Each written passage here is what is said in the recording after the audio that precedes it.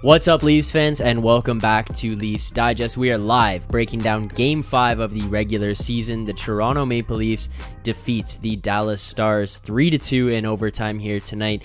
Leafs up 2-1 later in the game.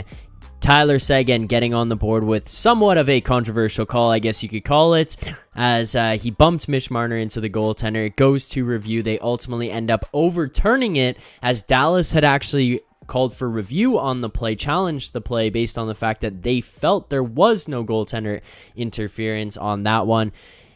Ultimately ends up Nicky Bobby, as I see in the chat, it plays the hero tonight, and I'm seeing questions in the chat, people demanding, Goody, that I give an apology to Nick Robertson.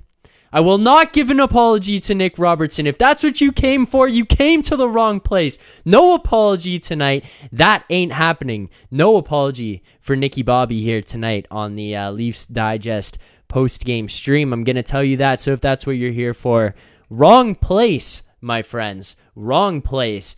Nick Robertson, yes, he played a great game. I stand by the fact of what I had said earlier. I don't think Nick Robertson really brings much different to the lineup than what they already have. And when you have a piece like that and you're looking for defense, you're not looking for forwards, you should try to leverage those pieces to improve elsewhere. We're trying to win now. We're not trying to win next year or the year after that. We're trying to win now, Goody. We're looking for the now. And if you have an opportunity to use some of these pieces to get your team better, I think it's fine. I'm not sitting here demanding to trade him, and I never did demand to trade Nick Robertson. My whole point was, if you don't think this guy can make us better in the immediate, and you think he can actually help you by going out and getting other pieces, you do it. You need to do it. I stand by that point. I'm not backing down on that. I always said he would be a good player, maybe a great player, but no apology for Nick Robertson for me here tonight. How do you define a great player? Like, what do you think the worst case scenario is for the Leafs if they trade Nick Robertson? Like, is this guy a 30-goal scorer, higher than that? Like, what's the worst case scenario where the Leafs look back and like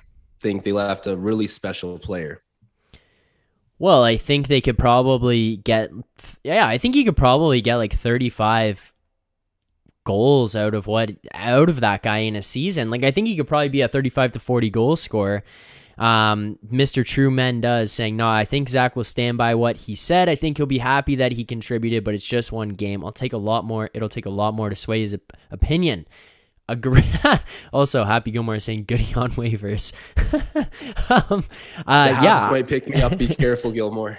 Habs Digest picking Goody up after this game. Slavkovsky scoring his first NHL goal, and they're calling Goody right now to get in the Habs Digest chat. But no, as far as it takes, I think Mr. Truman does his bang on there. It's going to take a little bit more than that for me.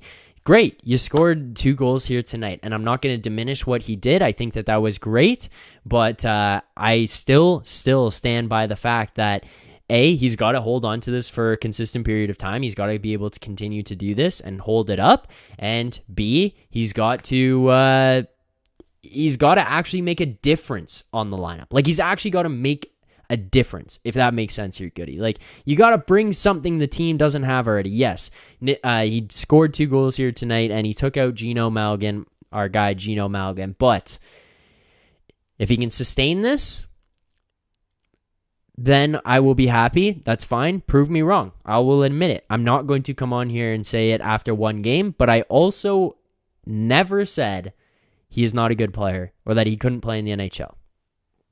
Do you think he consistently belongs in the lineup ahead of our boy Geno Malgin?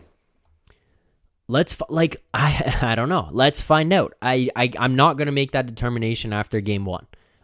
One game. I think he does, but I would have said that a while ago. You're right. If you were sort of on the fence about it earlier, like, this wouldn't be enough to kind of side one place or the other. But like, I've been hot on saying Nick Robertson should be playing for a while, so I'm gonna stand on that too.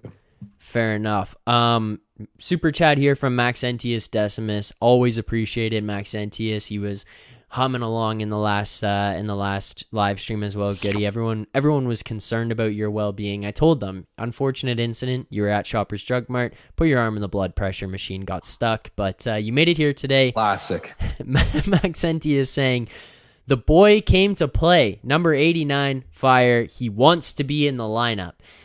Yeah, he does. He should be. He should want to be in the lineup. I agree. I think he should want to be in the lineup. It's ridiculous if he doesn't want to be in this lineup and he's not going to play up to the standard of a guy who should be playing every night in the NHL. And if you're not going to perform, you shouldn't play. It happened with Malkin. You take him out. He doesn't perform, you take him out. But I don't know. Goody, I'm going to ask you this right now. The Arizona Coyotes call you and they say, we want Nick Robertson. We'll take Justin Hall. We'll take Pierre Engvall. But we also want Nick Robertson for Chychrun. Do you say yes? Chychrun. And you get to bury Hall in the process? Yeah, gone forever. Yeah, I think for certain I do it, and I think that's got to be a no-brainer. If that deal's on the table, I feel like Kyle Dubas does it as well. But I'd be doubtful about that. That would be a good deal for the Leafs. I would take that for sure, and I'm interested to hear if chat disagrees. Like, I'm high on Robertson, but I think that's one you pull the trigger on, no doubt. Just from a team needs standpoint, and Chychrun's a guy who's very young, and like you'll be able to retain for years to come, hopefully. So it's not like you're getting sort of your traditional rental style player that addresses the team need. You're going to get someone that fits the team need and will probably stick around. So I'd be all for that. I'm just like, we need defense. I stand by the fact that we need defense. We need defense, man.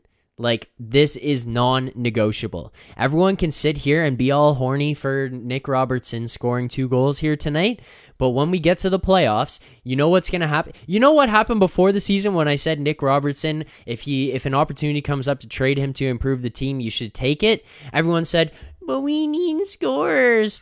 We have a guy who scored 60 goals. Tavares scored 43 years ago. Nylander scored 30. Marner scored 30. Every single guy on the roster last year, if you wore blue and white, you probably scored 10 goals. Like, we don't need scoring, because then you know what happened when we got to the playoffs? We need defensemen. So if you're not going to trade your forwards for defensemen, you're just going to go in circles, around and around and around and around. It is nonsensical to think that you can just trade a defenseman to get better defensemen. The people in the chat saying this stuff are the kinds of people to be like, oh, we're just going to trade Justin Hall and Victor Mete and Jordy Ben and Pierre Engvall and the 17th depth defenseman in the lineup, and we're going to get Victor Hedman back. And it's like, oh my goodness, like, you got to think about it. You got to think about it. If someone came up to you and said, hey, I'm going to give you $2 and you got to give me 25, are you going to say yes to that crap? No, that ain't going to happen. Well, and I've been saying for a long time that with the lack of success for the Leafs, like, why is anyone attached to our core players? Like, I get the Marner, the Matthews, you can't move JT, but once that list is done, if you get an ability to address team needs through a trade, like, take it. Like, I don't know why there would be any sentimental attachment at this point to our team dynamic that's gone nowhere. Like, you got to take some risks, and you're right. You got to put chips on the table to actually get something worth keeping.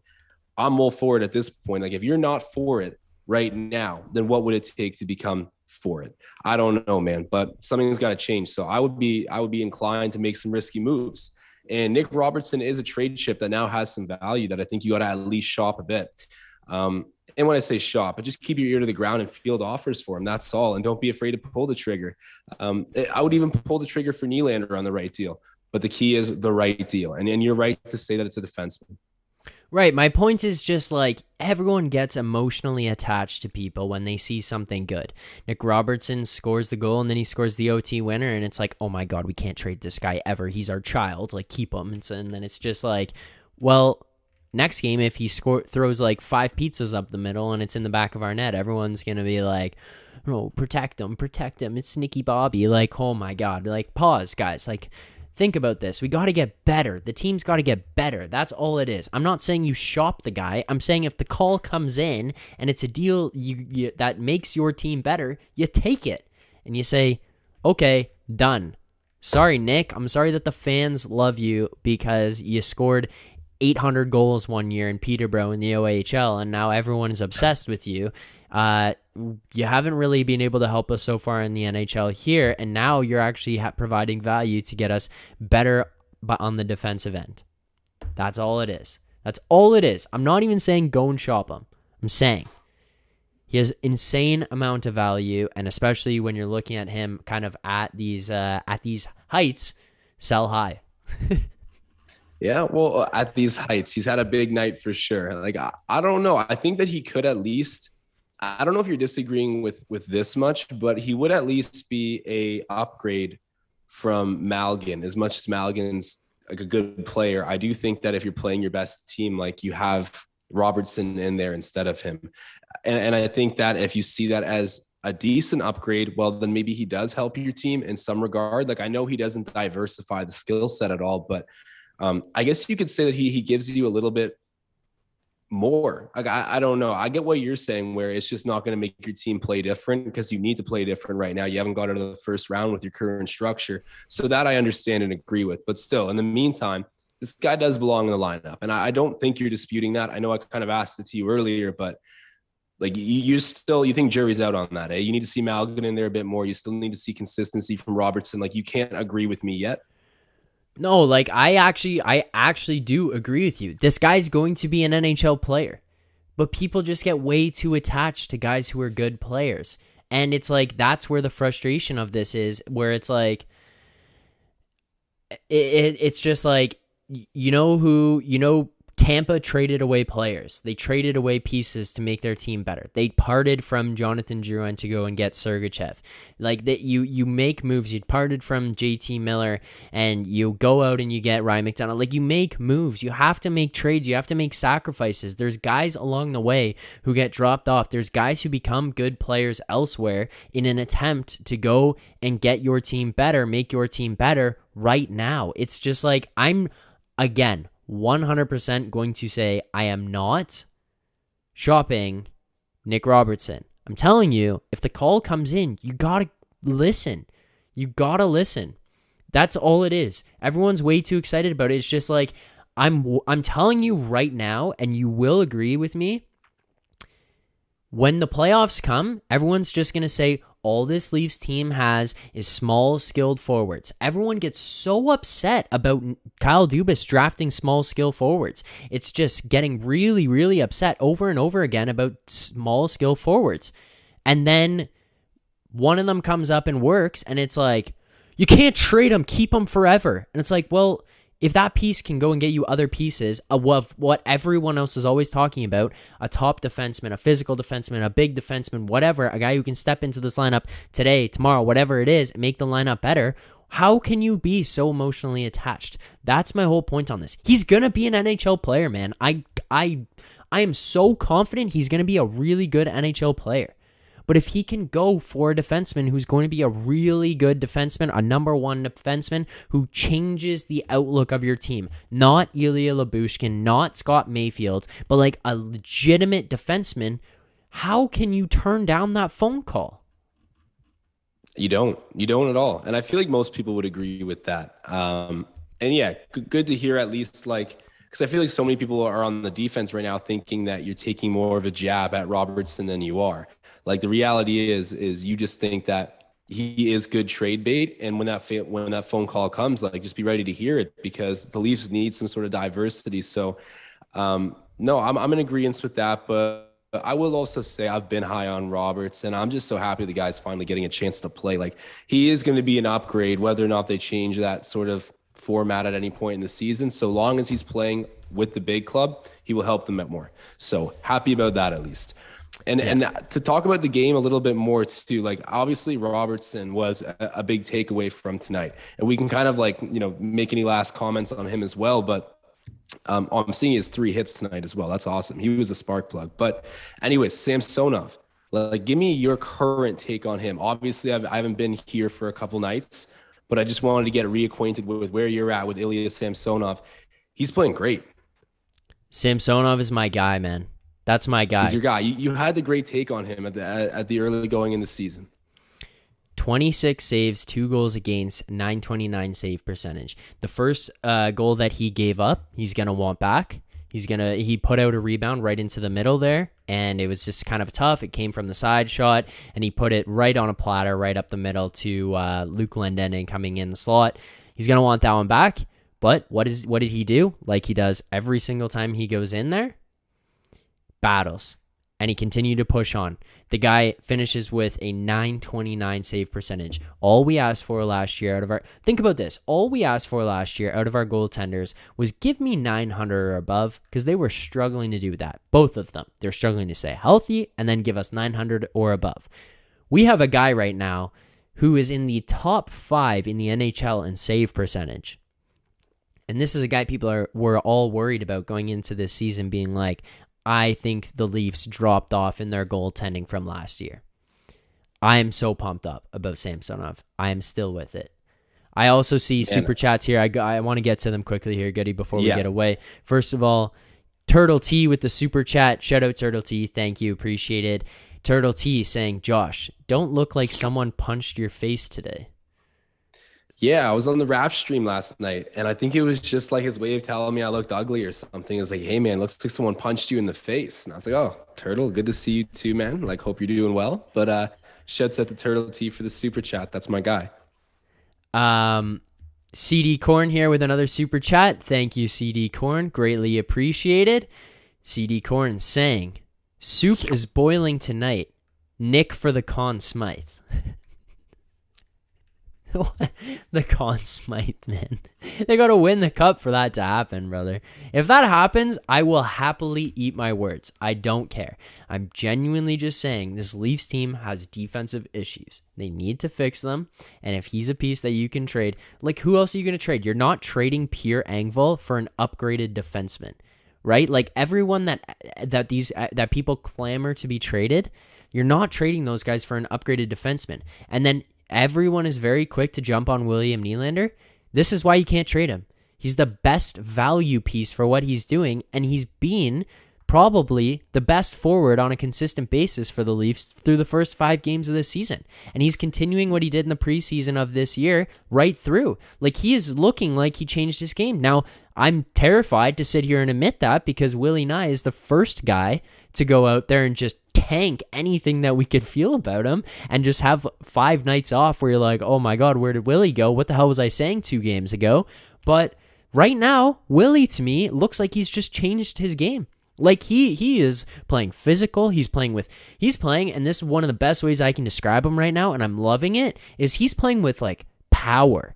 It's like, when he's skating, this is the William Nylander where it's like you're happy to see him look effortless because he looks like he's just gliding, but he's going so fast and he looks strong. Like he's not shying away from things. No, he's not going to go out and hit guys every single shift, but he doesn't look scared. Like he's just getting in there. He's not shying away from plays. He's shielding the puck well. Like he looks strong. He looks confident. And he's making great plays. I am pumped up about William Nylander. And then you look at 6.9 mil. That's where you go, we can't trade that guy. And he almost had to go to arbitration to get that deal. So clearly he knew his worth. But man, definitely the best value contract we have. And it's so rare that you get to say the word consistency in the same sentence as William Nylander's name, but now it's deserved. And okay, early in the season, really early, and that take could sound ridiculous, a few games from now if he decides he just wants to take a few nights off, which he has before, so I'm not ruling it out, but you're seeing the right developments. And with him, it's a demeanor thing. He's always been great when he wants to turn it on, but yeah, to kind of tail onto your point, I think he's doing it just on a night-to-night basis now, and he's kind of coming up on the, I don't want to say veteran status because it's not a vet at all, but I mean, this guy is an everyday NHLer, and he's been that way for a decent bit of time now. So yeah, it's definitely not appropriate to be scared anymore. I know you're a skilled player, but he's in the corners a lot more. He's driving the play a lot more. He's not deterred, and you love to see it. It's helping out the team. One other thing I wanted to say about Samsonov. So Jack Campbell, Freddie Anderson, I feel like obviously those guys were great goaltenders for us to a certain capacity. Like whatever, they were good starters. Hmm. I'm not going to blame them for too much. Maybe I know you would with Freddie, but either way, you get what I'm saying. Those were two talented number one goaltenders. And I think that one thing that we're seeing in Samsonov, which is nice, is that he doesn't let the wheels fall off quite as easy. Like he is a guy with a very short memory. And then Jack Campbell started that way in Toronto, but he did kind of towards the end, especially when contract talks crept in, he really had some mental issues in the net. So I feel like Samsonov he's got a short memory. He's truly got like a veteran presence about him. And he's definitely not going to be deterred if he lets in an easy one like he did tonight. And then he's just going to play a solid game ahead of him. I really like his poise. Got to agree with you there. So I've been very happy with him. I was kind of hotter on the Matt Murray pick for this season, but clearly that lasted almost no time at all. But happy with Samsonov for sure. Hey, this doesn't mean that this is over for Matt Murray in terms of his ability to be the starter here, right? And I like the thing was when you made the argument or the case for Matt Murray, I don't disagree with it. It's more just like I think that Samsonov is going to be in a position here to fight for that number one spot, and I feel comfortable with his ability to take that over. And he got like what I don't even know. Oh yeah, when life gives you lemons, make lemonade. That's what this guy had right now. Like the Leafs handed him lemons and said, "Hey man, 920 and above." And each game that he's gone in, he hasn't lost for the Leafs yet here. I mean, knock on wood, but like he's looked good. He's looked comfortable. Even when he started off slow, he's bounced back and played well. I've been pretty impressed with Samsonov. Also, shout out our guy, Jacob. Jacob in the chat says, "This changes nothing, boys. It's hard for Bedard." Goody. You don't even also, he follows it up and says, "No way Goody is showing off the wine collection behind him." Care to comment on that? Hey, the Banana Boat Crew, buddy. That's all I got to say. That's not my wine, but it's quite the collection. I'll show it off a little bit. No, you don't even understand what chat was like after the game against the Coyotes. So I put up a poll and was like, if you could guarantee that you get Connor Bedard, would you tank this season? And like 80% of the chat was like, yes. They would throw away the season. What's crazy though is like we have Austin Matthews right now. No. You want to hear what's even crazier? Bringing this up. Someone at the end of the stream goes, at the draft, would you trade Austin Matthews for Connor Bedard 1-for-1? And I was like, yo, what are we doing? Like that the conversation, it's so funny, man. After an ugly loss, the way the conversation on the post-game live just like absolutely crashes is hilarious because we end up on topics that are just like, if you come into that live stream out of context, you were going to be like, what am I walking into? First game of the season, Zach, when we came on here, I remember Luke joined the chat and he was like, boys, that's we're when you already know it's talking about bad. shipping out the whole team. It's opening night. I don't know, dude. Leafs fans, we get emotional like that. But yeah, that game was terrible, bro. I wish I got to see what the chat was like post that game. Oh yeah, it was hilarious. Sphinx Angle saying "Get hard for Bedard." Torqued right now. Jacob also saying, "Dude, if the Raps lost yesterday, my channel was finished." Yeah, valid. Oh, Jeremy W, that trade proposal was me. There you go. There you go. Creds to yeah, it was nuts, man. And like I know because Jeremy's been here before, like I know he was mostly kidding, but I know that there was some truth to it, which makes it just funnier. And then the people like in the chat were actually debating it. Like, should we trade Matthews for Bedard? Like, is this something we should maybe do? And yeah, it just got wild. It got wild from that point on. Like, it went right downhill. I didn't even know what to do anymore. Okay, crazy. Yeah, we're about to go right back downhill right now because I have a hypothetical on the back of that question. If you knew you could only have one more year of Austin Matthews with this current team, or get Connor Bedard, I guess you kind of have to go for Bedard at that point, but then again, you spoil like the team that's ready to win now and get rid of Matthews. Like, what do you do then? Whoa. Do you keep Austin for one more year in his current like prime, I guess, in some regards, like the guy's 60 goal scorer, or like what do This you is do? the most ridiculous conversation. We're 3-2. The guy's like struggling a little bit right now. He only has 1 goal through 5 games, and we're like, would you trade him for Connor Bedard? Would you trade him for Jacob Chikrin? Yeah, I mean, he wants to go to Issues Arizona anyways. solved. That's his dream place. That's his dream home. Exactly. We'll send him Yeah. home. Yeah. Uh, Jeremy W saying exactly, Josh. I was protecting against Matthews leaving. Yeah, fair. He's playing chess, not checkers. All right. I'm sick of that conversation. I don't want to talk about Austin Matthews leaving. He's here. He's staying. He's here to stay. He stay. I don't even want to go down that path either. I remember all summer I was saying he stay, and then all of a sudden I get news that Kawhi signed with the Clippers, so that was kind of sucked. Anyways, oh, man, let's not reminisce about bad times. Let's get after the game here tonight. We touched on some Nick Robertson stuff. Also, by the way, I'm just going to throw this out there.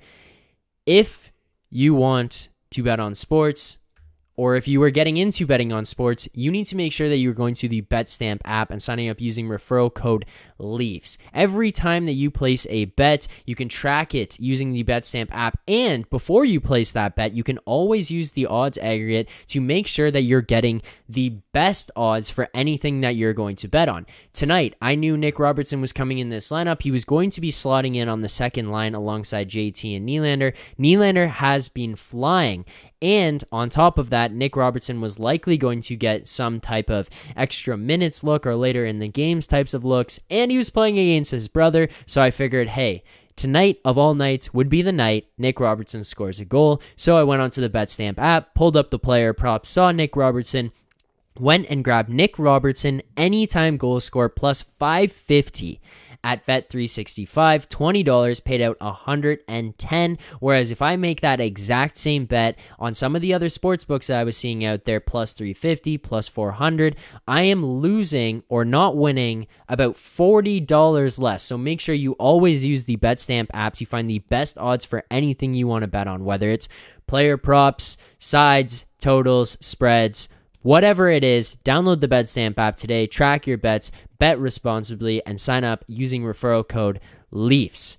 Make sure you sign up, put in referral code LEAFS. You guys can also go on there and follow me, Zack Phillips. You'll see all my stuff. Goody, what is your username on Betstamp right now? Roadman. There you go, Roadman. So you can follow both of us. You'll get notified in real time. You can see all of our history, betting history that we've had. You can go in there, track it all, get notified in real time, and sign up with code LEAFS. That's all I got to say about that. Getting back to tonight's game here, Nick Robertson scores both goals. Another guy here I've been somewhat impressed with actually over the last little bit, which is just kind of an undercover guy, I guess, at this point in terms of like what he's been doing, Alex Kerfoot. I'm kind of impressed with him. Now, mind you, he scores tonight, so it stands out a little bit more. But Alex Kerfoot, to me, is a guy that you actually, if you trade that guy or you get rid of him, that is another piece that you're going to be sitting there going, I kind of wish we had another guy like Alex Kerfoot. I don't know if I fully agree with that. Like, definitely a valuable player. Had a good game tonight, got a goal. Kudos to him. I like Kerfoot, but I feel like, if you truly believe that this team could benefit more from a shakeup, if you're moving him, I'm assuming something's coming back in, and I will move Kerfoot's skill set to address a team need. I don't think, to be honest with you, I would maybe even rather trade Kerfoot than a Nick Robertson if you'd be getting the same thing back, which might sound a bit crazy because I know Kerfoot's got that experience, a little bit more versatility, but I think when you compare prime to prime, you got a much better player in Robertson. So I don't know. How do you feel about that? Is that crazy to say? I think for the points they're at right now in their careers, it might not be the move, but I still think I would be keeping Nick Robertson over Kerfoot if it came down to trying to ship out one of the two, because both guys are undersized skill players. But that's well, if it's one or the other one, yeah, for sure. But I just think again, it's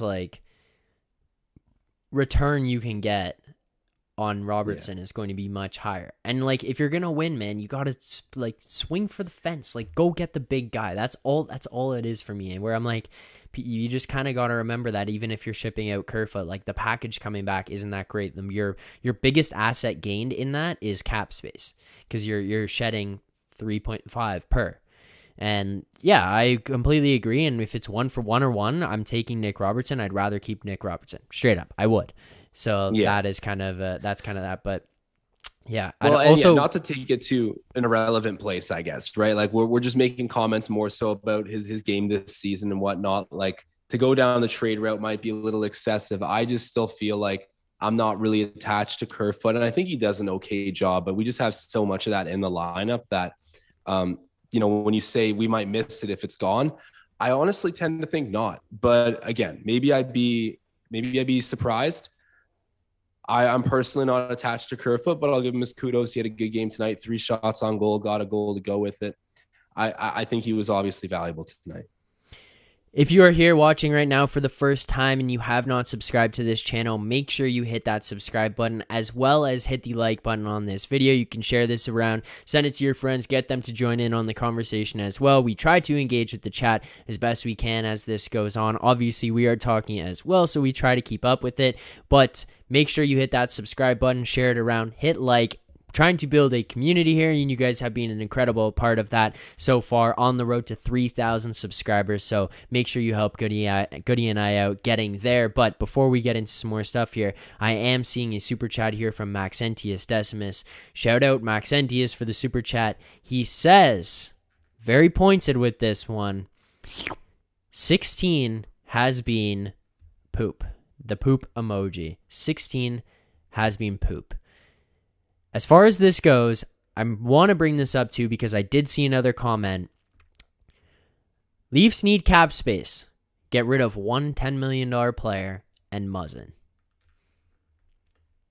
I mean, sure, but like you got to make sure that return's correct because this isn't a trade you can just make for the sake of cutting cap. Like this is a trade where you need some sort of blockbuster return. Of course, getting rid of that cap is a positive in there and maybe a driving force for getting the deal done. But like, you can't just throw those players into open space and be thankful that you have, extra cap now. It's not going to be good for us like that.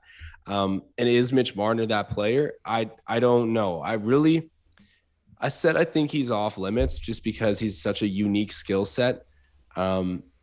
I still personally feel like Mitch Marner is the more unique skill set than William Nylander. I still think I would keep Marner, which I think is an increasingly unpopular take. But it's close and it's getting closer, definitely. I just don't think you can trade any of them. Like any of those guys. Like how do you move any of them? You're not trading Austin Matthews. You can't trade John Tavares. William Nylander, as far as things go, when you're sitting here like, oh, we need cap space, William Nylander is the most productive player for what he gets at that cap. You go and pay a guy at $6.9 million, you're not getting William Nylander in return. Like you're getting a lesser player at 6.9.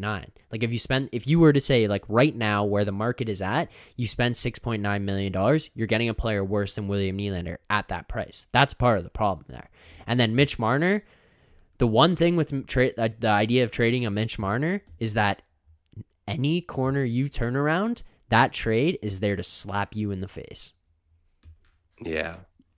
It's tough, man. You're in a bind, but like, I don't know. It does feel weird to be having this conversation after an encouraging win, but it will be the consistent theme of the season and for a good reason, because the Leafs need to get over the hump. So I feel like just on a routine basis, we're going to need to evaluate this question. Like what chips are there and how likely are they to be pushed?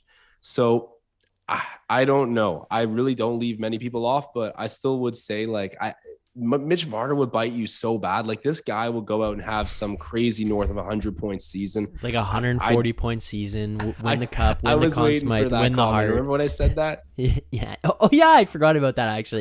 Yeah, exactly. Yeah. No way you didn't just remember that. I actually didn't. I swear I did God. not until you just said that. Yeah, I did not remember that. Yeah, that's ridiculous. But literally, like I don't know. He's gonna have some stupid season when he leaves, if that happens. And Vincent Lee saying, but Goody, is Marner 2 times better than Nylander based on salary? And no, Vincent's right. Like, he's not. He's not. And that's the reality of playing in a hard cap league, which is, set up to help smaller markets compete as well. It's tough. It is what it is. Probably. Yeah. Good point.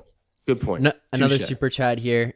Justin Gannon saying, thank you for the super chat, by the way. First of all, I'm Justin Gannon saying, Matthews took a beating tonight. So this is where my whole thing with the Nick Robertson situation comes into play.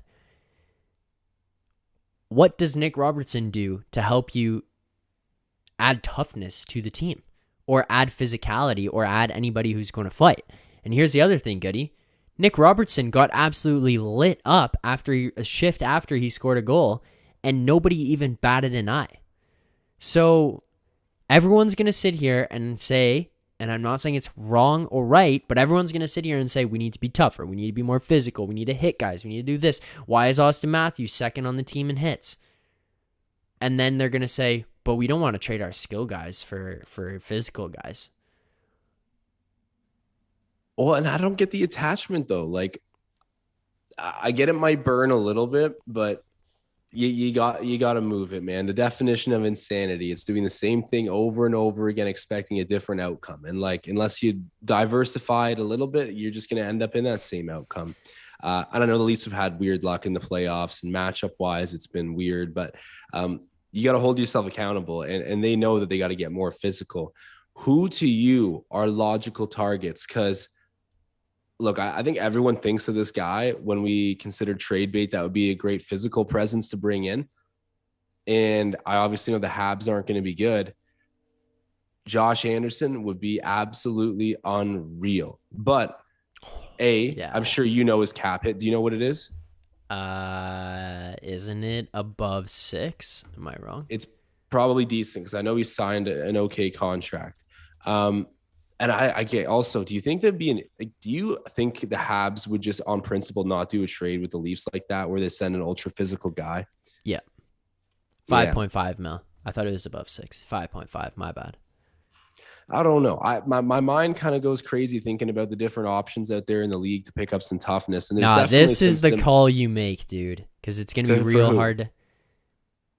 Same type of player. A team that's on the decline. They're getting way older. They're going to miss the playoffs.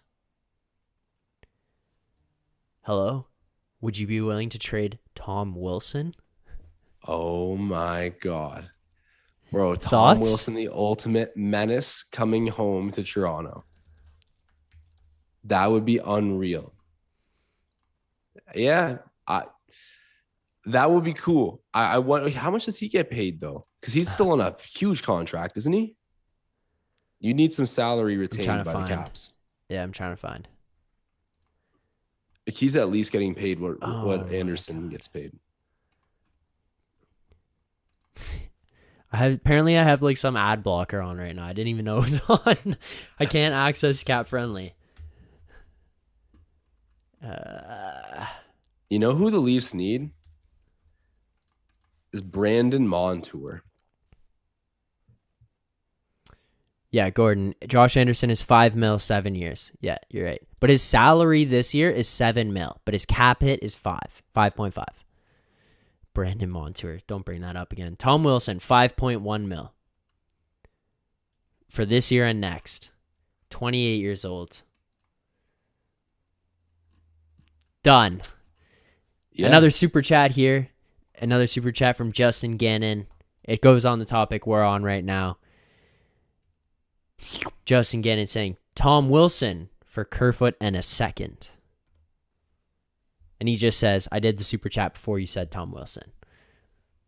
Dude, I'm calling Tom tomorrow. If I'm the GM, if I'm Kyle Dubas, I'm waking up tomorrow morning. I watched Austin Matthews get ragdolled around the ice tonight. Sticks to the face, helmets ripped off, tripped everywhere, leading the team in hits or whatever. I watched Nick Robertson go out and score a goal and get smoked after the fact. And I was saying, enough is enough. We're adding a guy who can play alongside JT and Nylander. He's got some boots underneath him. He can score some goals, and he will bash guys' heads through the wall. Tom Wilson, you're coming to Toronto. Pack your shit. You know who I still firmly believe will end up a Leaf one day, and I don't know how or when, is Max Domi. Someone asked about that earlier in the chat. I don't know. Did you see that? They said, will Max Domi be a Leaf? Okay, I didn't see them word it like that, but I thought I saw his name in the chat. But Yeah. to answer it, yes. Do I think it'll be this season? I don't know, maybe. Like I have no clue, but I just feel like that's one guy that at some point, even if it's for like a failed experiment or like a retirement or whatever it is, I do think Max Domi will end up a Leaf because I feel like for obvious reasons could be desirable in free agency for the guy for a legacy move. But also he does have a skill set that would fit kind of nice. I'm not big on the fact that he's undersized, but whatever. At least a little bit of edge would help the lineup. Yeah, I just think that he's kind of a player that has like some holes in his game that like would just kind of fit into like what we have now. And he definitely has the tough aspect or like the annoying aspect of him. And I would appreciate some of that, but I think that there's other pieces that would be missing where you're kind of just like, you're always like wanting more out of Max Domi. You're always looking at it being like, you're kind of missing like another piece. I don't know what it is, but you're missing like that piece. And that's what it would be. Last of Us clip saying Connor McDavid will be a Leaf. I don't know about that. To be honest, I think. What do you mean, Goody? What do you mean? We're going hard for Bedard, and then we're signing McDavid in free agency. It's simple as that. Return into the Golden State Warriors of the NHL. Yeah, is that a problem with you? No, I'm all right as long as McDavid's okay with that snake KD title, then we're good. Did you see that McDonald's is adding Krispy Kreme donuts to their menu at select locations? And I saw a tweet today that said, "This is literally the same as Kevin Durant joining the Warriors." I thought that was good. That's too accurate, actually. I thought it was so good. That is good. Oh, people bring up Delorier in the chat, actually. He would be good. It might work. He just doesn't have the same level of skill as Josh Anderson and a Tom Wilson, right? Now, mind you, you might be looking for like a different type of player, but like you don't want to make that trade and then kind of be like, oh my God, did we just get like a slightly faster Wayne Simmons? You know, or like that's the only thing, right? Like, are you going to get a guy who's tough but like can't hang into the lineup on like a skilled or like a higher skilled team? You know, is he going to be kind of lost out there? Now, I'm not saying he is. I'm just saying like that's a thing to consider with it. Whereas like with a guy like Anderson or a Tom Wilson, you know that they have the skill to be able to play with the big boys. That's why Tom Wilson plays with Alex Ovechkin. Okay, question. Milan Lucic. No, dude. The guy can't skate. You want to talk about a guy skating with a piano on his back? That's Milan Lucic. I was going to say that. That's literally Milan Lucic. I love him. I like him a lot. He just no. You know what's upsetting about the Wayne Simmons situation is like how old is Wayne? He's not even like ancient. He's well like 30. Okay, he's 34. Okay, so kind of old, but still like, yeah, I mean that is kind of old for hockey terms. But I don't know. I feel like the Wayne Simmons that we've seen for his whole career, like the guy who could play on the power play, was a good skill player, like ultra physical, like one of the best heavyweights in the league. Like he is literally exactly what the Leafs need, and he's on their roster, and he's 34. Why the hell has he dropped off of a cliff? Like he should be at least still playable. Like I know he's not, which is why it's not working out, but still like, yeah, no, I know what you mean. You're saying like in theory, it should be a fix. Yeah. I think, man, as Herb Brooks once said, legs feed the wolf, boys. Like, I think they caught up to him, and the wolves ate away at his legs. Like, he's not that old. I don't get it. Yeah, I don't know. Some guys it just falls off faster. And remember too, he was playing really well for that period of time, and then he got the injury, the hand injury, and then when he came back, it was just a deteriorating asset after that. Mm-hmm. That's true. It's so funny because we're looking for this big physical but skilled forward, and it's like Wayne Simmons fits that bill pretty nicely, and he's only 34, but for some reason he just can't play on our team. Like I don't know what it is. Yeah, no, I know what you mean, but it's like you are in agreement though that like he actually can't. Yeah, Yeah, yeah. no, I am in agreement. So I do think he actually has some nights, but like, Yeah, you of just need course it he to be does. more than some nights. Yeah, no, I agree with you. Not a good consistent piece in the lineup, but again, like to me, it doesn't make sense in theory. Like in theory, he should be at least like sufficient to stick around with our team needs being what they are, but he's not. Happy Gilmore saying Ryan Reeves. Also see Sure. Justin Gannon saying I liked Matt Martin. Yeah, fair enough. And Gordon Graham also bringing up a very valid point here. He's 34 years old, but he played hard hockey throughout his career. It beats the body down over time. I actually think that that's a very valid point. That is very accurate. Good point. Creative minds. Wilson takes too many penalties unnecessary. Maybe, but Tom Wilson can also score a lot of goals. And if anybody touched Austin Matthews the way they did tonight, they would think twice about doing it again. Because Tom Wilson would go out there and probably run through their back and put their head through the glass. So, like, Man, the yeah. Tom Wilson chirp at Michael Bunting after he broke that drought last season, he threw the monkey off his back. That was so funny. Like I obviously like I hate seeing the Leafs get chirped, but it was so funny. Bunting skates by the bench and like Tom Wilson's looking at him like, that's cute, buddy, little monkey off the back. Like it was just the funniest taunting I've ever seen. I want some sandpaper in the lineup like that. Like, oh, I don't know. That one was making me crack up. I was like, okay, Bunting, he's making you look dumb right now, even though you scored. Tom Wilson is a guy that I hate when we play against him, but like I actually have tremendous respect for him and love him as a player. Like I talked about this Yeah. on a show that I was on last Friday, and I was saying like Tom Wilson to me is a guy that I actually really, really enjoy watching, even when he's playing against the Leafs. Like I hate it because it's like that guy's gonna make an impact against us, but like I actually really respect his play. Whereas there's guys like Brad Marchand. Like Brad Marchand, I actually just have no respect for. Like he is a piece of shit. Like you can't lick guys on the face. Like that's actually just like that's not hockey, man. Play the game. Like what are we doing spearing guys in the nuts and like licking people? Like that's I have no respect for that. Oh, you know who's I think they just got released. So I don't know if we're really interested in it, but Antoine Roussel. Yay or nay? No, I don't think so, man. Antoine Roussel. I just want to find out how old he is. I just want a greasy bastard in this lineup to go out there and take off heads. This is his. How old is he? I'm not even at that part yet. It says his NHL.com bio. It starts with a gritty wing who worked his way onto Chicoutimi in the QMJHL after his family moved to Canada when he was 16. Just a gritty wing. That's what you're looking for. Exactly, man. Fits the bill. Yeah. Well, how old is Antoine Roussel? He's probably 32.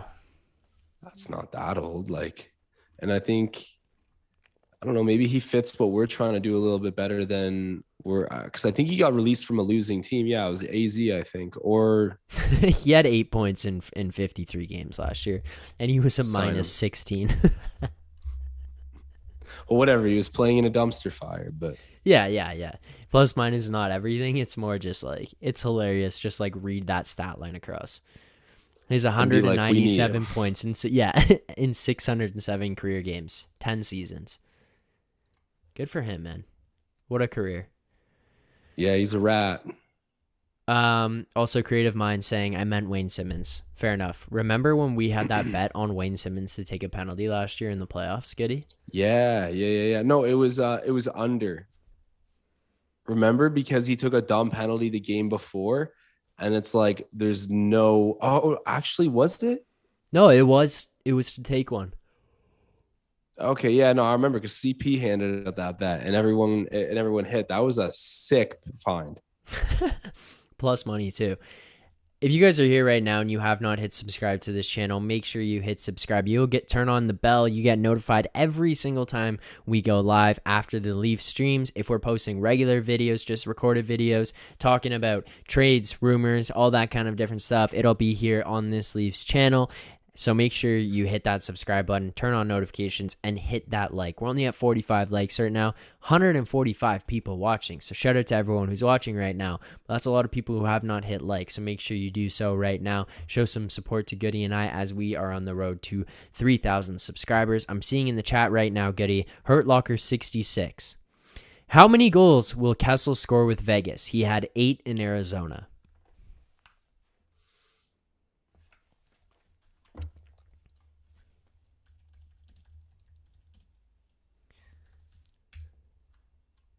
$17. Okay, fair. What do you think? He has no goals through 4 games. Yeah, I was going to put it at 20. Like, I was going to say, like, the lines, like, I would have him at, like, 20, 21 for this year. Mm-hmm. I don't know. We're kind of in the same ballpark. Like, I really wouldn't be surprised if he scored less than 20. Yeah, I think that he'll be up around that mark as well. I think Vegas is a good team, and he'll fit nicely there. And I feel like, I don't know, I can't tell with Phil Kessel a little bit. Like, I think he'll like the atmosphere in Vegas just because it's, hot desert place where you have a lot of good golf or whatever. But I don't know if that'll be a distraction or a comfort to him that helps him. I don't know. Phil's unpredictable, man. But I think the thrill is going to be good for 17. All right. You want to talk about wild questions? What? Would you, create a mind saying, would you try and get Kadri back? Oh, I knew this was coming. No. Yeah. No. There's no chance. There's no way. There's no chance. Like the shot to the pride is insane. Like, Send him out. He wins a Stanley Cup and trade to get him back in here when he's on a big ass contract. Like, also, he's with Calgary. And Calgary is the team that we were like tried to trade him to for TJ Brody. And he turned down the deal. Yeah. I forgot about everything about it says no. Yeah, not happening. I'm trying to think of other trade bait in the league that would be cool to go after. You know who's going to be available if this continues? Actually, let me check on a box score right now. Sorry, this doesn't make for a guess. Great. Yeah, I'm doing some research right now to figure out as well, like who I feel like would baby, they're 0-5, 0-4 and 3 and 2, but 0-5. Our friends out on the West Coast, Canadians, the Vancouver Canucks, 0-3 and 2 to start the season. They just signed a player to a big ticket. They haven't even gone home yet. They are about to go and play their home opener 0-5. Mr. JT Miller just signed a nice new contract out there in Vancouver. You think they are feeling good about that one, watching their team start 0-5 on the season? Hell no. And they got one of the best goaltenders in the league, which is one of the hardest things to find. And I don't know, man. Like they were working up. Like this seems so unsuspected, but I don't know. Honestly, they could rebound from this easily. I'm not gonna be too worried about it. Like there was so many seasons where those old Flyers teams would start out so bad, dude. Like, do you remember some of the starts that the Flyers would have? They were ridiculous, and then they would always end up being like a top playoff team, or a top playoff team, like a top regular season team, and being competitive in the playoffs. Like I don't know. Like Canucks will be all right, but that is a brutal start, and I wish Luke was here for us to rub it in on him. Yeah, we got to get Luke calling in again in the post games. We need to hear Luke's takes, Luke's locks. Luke's locks, NHL edition. He's gonna be like JT Killer, baby. AJ Wood saying, as a Stars fan, I gotta say, well played. Thank you. Thank you. Tip of the hat. Didn't play, but thank you. I know what they're saying. As Leafs fans, one fan base to the other. Well played. Hey, the better Robertson brother got the best of you guys tonight. What can I say? It's what it is. It's what it is. Good one, Randy. Good one. Better piece of trade bait won tonight. Yo, I forgot that you can't hear the audio clips. We got to figure out a way to get that fixed, but I added 2 sound clips to the board. I'll play them for the chat, and I'll tell you what they are after. First one is from our guy, Mr. Phil Kessel. Good one, Randy. Good one. Good one, Randy. Good one.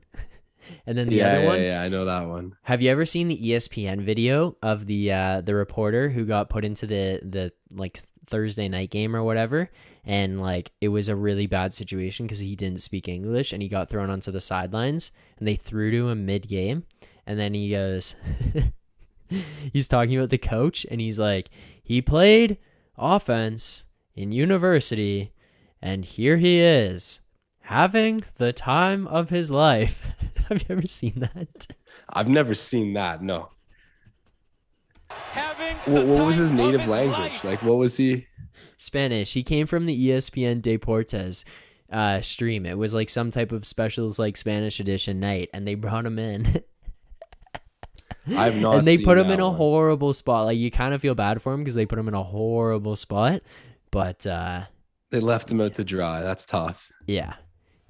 Having the time of his life. Toronto Maple Leafs should get Jake Neighbors, Ryan Cohen saying. He's also got a Bruins logo there. He was in the chat the other night, Goody. Shuts Jake out. Neighbors. Yeah, there's trying no to think way of you're more getting trade Jake bait, man. Neighbors. Or not trade bait, but trade targets. Keep the suggestions coming, chat. Canucks will finish 9th or 10th, Happy Gilmore says. Yeah, just out of a playoff spot. That would be very Canuckly today. Canuckly. I would take... Look at Daleks saying, I know, I was reading that. I would take a shot at getting Ilya Labushkin back. Get this man in the GM seat right now. Did you see him light up Holloway on Edmonton the other night? I didn't see that, but dude, that like why? I don't understand like why it was 2.7 too expensive. I know me and you had this debate before, but like there's so many worse contracts on this Leafs team. I know he's not, I guess, huge game changer, but I think he's still a game changer. Like he gives you that physical edge. He's not terrible with the puck. Like he's not great, but I don't know. Like 2.7 for the guy. Like he helped out your team, was right-handed. I don't know, dude. I don't know. That one really annoyed me. Do you have any revisionist things to say on that or no? You still stand by like too pricey? It's not the player for me. It's the cost. It's all it is. I want him back. Like I want him back. Phil. I know. He's not young though. Dude, literally just like Barry Kerfoot. No, I know. Yeah. Like I want him here too. I just am like 2.75. I stand by the fact that I think that that's a little bit much. I don't know. It seems fair. Like the guy was a top two. Okay, I know he's not actually a top two defense, but he's experienced. Like he's been in the NHL. Like he can kind of like hang out wherever in your lineup. I don't know. Okay, like I know you're not a full proponent of that, but he's played like top line or top pairing minutes before, and I wouldn't say excelled at it at all. He was on Arizona, but like still has that experience under his belt. Can play pretty much on any of your three pairings, and it's really physical and right-handed. 2.7 for that, I think, is appropriate. It's just like I think they also signed Liljegren and Sandin for a combo of 2.8. So you got both those guys under contract for 2.8. Dimer 17 saying Kerfoot, you boys don't know much. Hall for Boosh. That was the swap. Yeah, okay, that's true. That if you were to actually do a swap per se, like that would be an amazing one. Like that would be great. I'd love that. Also, Maxentius Decimus with the super chat here. Appreciate the super chat. He says, Sandin looks so much more comfortable on the left. He does. Oh, I accidentally clicked it off early. My bad. He does look way more comfortable on the left-hand side there. And he looked like he played a lot better tonight. He looked more comfortable. He looked more confident. Oh, my God. The bots in the chat every time. He looked more confident. The other thing, too, here is we haven't even seen Liljegren play yet this year. And I think that that's a guy, I mean, now obviously there's going to be like some type of step back or some like slower process to get into it. But I think that that's a guy who could make an impact this year or step up. He played physical last year. He played well alongside Giordano. I think he did well. Gordon Graham agreeing. Hall for Bush for sure. Should have kept Bush.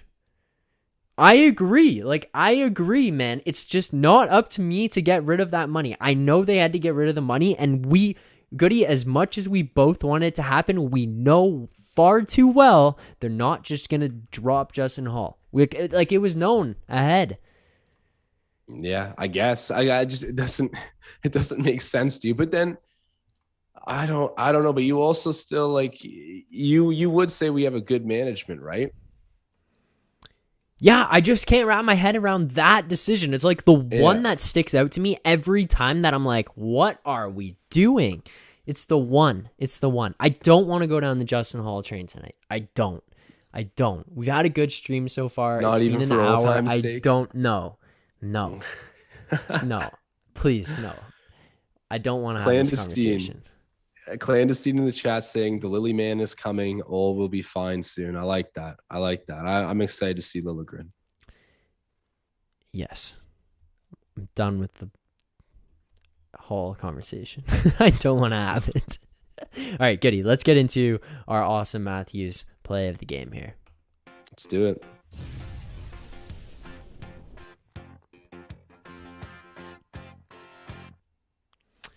All right. Play of the game. You got one for us here? I'm going to give it, just complete cop out here, but it's going to Nicky Bobby. Going to give him for the game-winning goal. That was an absolute rocket of a shot. Gets to do it against his brother, seals the win. That's enough said, man. I got to go with that play for my awesome Matthews play of the game. I'm trying to think of what I want to give it to here. I kind of low-key, I love the Robertson, even the first goal. It was actually just a great play from Bunting out of the corner. Robertson takes the hit against the wall to make the play, gets the puck down into the corner, and Bunting makes a nice backhand pass, tape to tape to Nick Robertson as he's doing give and go towards the net. That was a beautiful play. I kind of want to give it to a grit award play here, and it's a grit. No, you know what? I'm going to give the official pick to the Nick Robertson first goal. The pass from Bunting as well. That was a great pass. And then the Selly pointing into the crowd, doing the Matthews finger wave, all that stuff, just prime showmanship. But then I'm going to give an honorable mention / second fiddle to Austin Matthews soaking pills. Did you see him drop down in the slot and just eat one off the inside of the leg? That is now the third time in the last 3 games I've watched him do that in a prime scoring chance where he just gets down and eats a pill, and he is second on the team in hits so far this season, or one of the top 3, I believe it was, in hits this season. That man is elevating his game, saying, I don't have to score 60 goals. I want to help this team win. Hopefully he can get some of that offense going, because it kind of sucks forcing yourselves to look down the lineup and be like, all right, Kerfoot, can you score us goals tonight? But that being said, I think it'll come around. It's nice to see Matthews blocking and buying in all around with his game right now. So I've been happy with that. That is my honorable mention for the awesome Matthews play of the game. I like it. Nicky Bobby. I'm gonna put Nick Robertson's face on a Ricky Bobby video of him saying, "I'm the best there is, plain and simple." There's too many good clips from that movie that you could use for that animation. Yeah, give me your favorite quote from that movie. Oh, dude, for sure. When what's his name, Sacha Baron Cohen's character breaks Ricky Bobby's arm in that bar room, and he's like on the way out, he whispers to him, he's like, "Your injury is one of ignorance," and walks. He's like, "I'll give you a choice right now. I either break the arm," or I forget what it was, man. I saw that movie so long ago. That quote that he whispered to Ricky Bobby on the way out about his arm being an injury of ignorance killed me just because of the way the scene unfolded. That was a classic one. I don't know what my favorite line is. Definitely one of them is the scene with the kids at the table when they're doing the prayers, and he's like, "Dear Lord, baby Jesus." 9 pounds or That whatever. is And classic. and then the kid's like, Chip, I'm a Comanche like spider monkey. Yeah, that is funny. I'm still sitting my pee pants. And then the I other gotta one is rewatch that movie. yeah, it's so good. And then the other one is when he thinks he's paralyzed, and then he's like he's gonna stab himself in the leg. Oh yeah. Oh Dude, man, the that's Will so Ferrell good. quotes just pop off. All right, goody. Mitchell Howell saying stop by to drop a like. Love these streams. Greatly appreciated. Thank you to anybody who's in here for the first time ever, or people who are coming back just to show some love. Hit the like, drop a comment. It is always appreciated. If you are new here, or if you've come back and you haven't done so yet, make sure to hit that subscribe button, hit the like button, show the boys some love, help us get to 3,000 subscribers. But do you so basically I got the new computer. I keep forgetting to put my grades of the game calculator up on here, so I don't have like the statistical analysis. But do you want to just both give our like opinions on our grades of the game tonight? Yeah, let's do it. All right. Okay, I gotta point something out too. Joe Boyer in the chat. Sorry, I believe I'm definitely cutting off the animation here, but Joe No, Boyer you came the in right chat. after. You're good. You're good. Okay, perfect. He's got the OG Newmarket Hurricanes logo as his DP. Doesn't he? Or Yeah, am he I does. wrong? Yeah, he does. No, he does. He does. Bro, Joe, we would be going to Hurricanes games all Islands where I was at least throughout like I was too, man. And Tigers okay. games. Yeah, that's Remember crazy. the Battle of Yonge Street? Yeah, dude, those were insane when we were growing up. And also, like, just shout out to Ray Twinney, one of the best Barnes of all time. Like, played a lot of lacrosse there with you, Philly, growing up, and you Yeah. probably played some hockey there too. But damn, just had to call that out. But anyways, grades of the game. I usually go first, so I'll kick us off here. I'm gonna give it an A minus because it was a great win. I mean, it was defensively minded. I mean, for the most part, one bad goal, but then again, Samsonov like being resilient, keeping his poise, and playing a great rest of the game. And I think it was a pretty feel-good game when you consider that Nick Robertson pots 2 against his brother and a really hype game winner. I was happy with it. I mean, you outshot them big time. You won a lot of fundamental statistical categories. I'm with it. I'm giving it an A minus. All right. I respect that. Also, a couple things here in the chat. First of all, Joe Boyer also did say, we didn't read that comment, anyone suggesting the Leafs trade Marner, please put a helmet on because any more bumps to the head could be very dangerous for you. I want you to address this right now. Carrick Harris saying, Josh, how you get stuck on the blood pressure machine at Shoppers? LOL. It was high blood pressure. Had to calm down, and then I got out. RJWI, you guys from Newmarket? Indeed, the York region. D.O. Josh, you look like Mitch. No lie. Yeah, I've heard that a little bit. And we have a buddy that looks like me, and people used to tell him he looked like Marner, so it makes sense. Yeah, I actually kind of agree with that. I think you kind of look like Mitch Marner. That's respectable. Marner looks like me, buddy. Well, yeah. Come on. Yeah, you're a fool. Anyways, grades of the game for tonight. I'm gonna go B plus. Can't quite get to the A minus, and part of the reason being, we kind of saw what's happened a lot of times before, where this team's like generates a lot of shots and just not the offense to follow. We haven't really had a game yet here through the first 5 where we've just gone off with the amount of goals that we've scored. So I'm kind of hoping that comes to fruition over the next little while, where maybe we just have that game where it just pops off. It has not quite happened yet, but Samsonov played a very good game. The one thing I am very worried about, the power play. Very concerned. The power play has yet sucked again. In the preseason, they were doing all these unique things, trying all these different things, giving different looks, everything. And now it's just like, we're right back to square one, where it's like same power play as last year. Can't enter the zone, not generating stuff. But it's not the power play that was through the regular season. It's the power play that was in the playoffs. And that's what we're seeing right now. And that's a concerning factor for me. Answer this for me. Do you think it would be worthwhile to switch JT and Bunting on the power play units?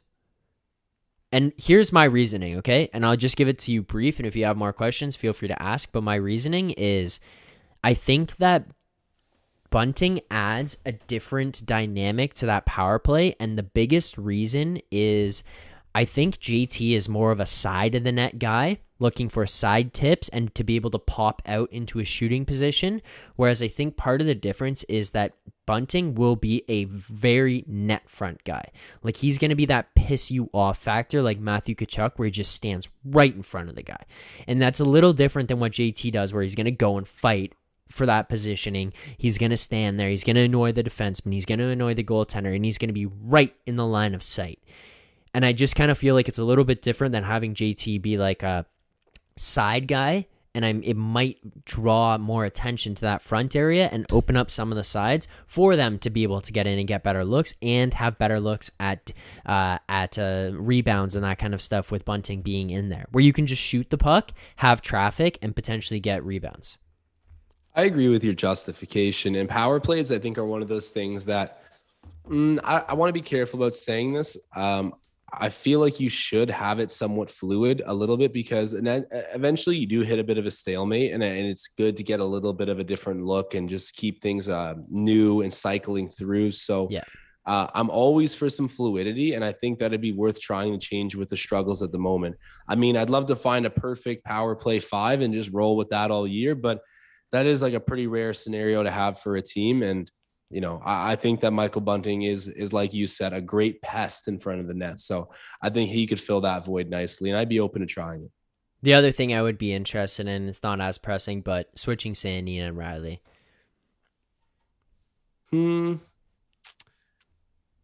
Yeah, I mean, what? Take me through that a little bit of why you think you'd like that adjustment. Just along the same lines of, like, it's just a different look. Like, it's just a refreshed look. Yeah, fair enough. I was just curious. Like I said, I can get behind that pretty much at any point. And that's when I do kind of just trust again, like, I mean, I do have opinions on it sometimes, but when it comes to the special teams, like, as long as you get skilled players in there and you have a plan to go with, then I think that just the new looks on the regular basis will help you eventually crack through. But yeah, I would be open to that as well. Yeah, I just think it would be interesting to be able to give that a try, but it's not like as pressing. I'm just concerned right now where I'm like, hey, maybe this is not going to be as great. Riley, RJWI saying Riley isn't playing well, guys. He hasn't been playing that well. Last thing kind of to get on here before we hop off, DO saying, in y'all's opinion, what is the difference between the...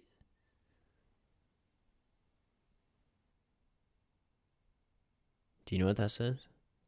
No. The whole rest of it, I get. Oh, there we go. What is the difference between the electric in-game Leafs and the soft meandering Leafs? Is it mindset or situational or something else? I think it's mindset. I think it's just mindset. There's something weird, but it's definitely mindset, because we know that they have it. I think it's a little bit opponent related. Like, if the Leafs know they're kind of safe in a certain regard physically, like, I don't know. I do think in physical games, they get a little bit daunted. We see that in the playoffs a lot. But yeah, it either way, even if what I'm saying is completely true, it does still boil down to mindset. So it's got to be that. All right. But I guess mindset and situational, somewhat the same, no? Yeah, I guess in a sense there. Yeah, it kind of goes hand in hand. But Leafs fans, thank you guys so much for tuning in here tonight. We greatly appreciate it. As always, if you have not hit that subscribe button, make sure you do so right now. If you have not hit like, make sure you do so right now. If you want to see more of Goody's content, make sure to hit that subscribe on the Raptors Digest channel. You can see him doing live Raptors game broadcasts, so make sure to go over there and check that stuff out. Thank you so much for tuning in here tonight. It has been a pleasure, and as always, keep believing.